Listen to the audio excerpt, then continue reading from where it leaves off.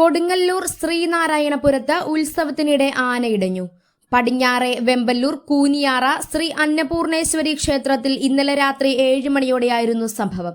പുത്തൂർ ഗജേന്ദ്രൻ എന്ന കൊമ്പനാണ് ഇടഞ്ഞത്. എഴുന്നള്ളിപ്പിന് ശേഷം ചമയങ്ങൾ അഴിക്കുന്നതിനിടയിലാണ് ആന അനുസരണക്കേട് കാട്ടിയത്. ക്ഷേത്രത്തിന് മുന്നിലെ ഉത്സവ പന്തൽ ആന കുത്തിമറിച്ചിട്ടു. ഉടൻ തന്നെ പാപ്പാന്മാർ ചേർന്ന് ക്ഷേത്രവളപ്പിലെ മരത്തിൽ തളച്ചു. മതിലകം പോലീസും സ്ഥലത്തെത്തിയിരുന്നു.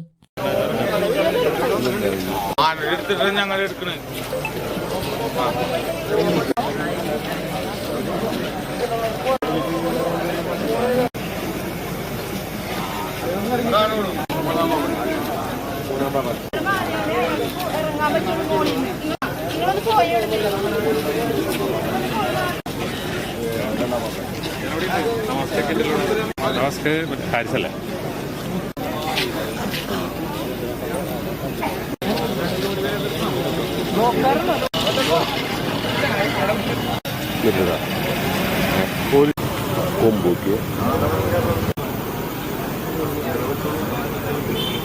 അന്ന് സംസാരിച്ചു.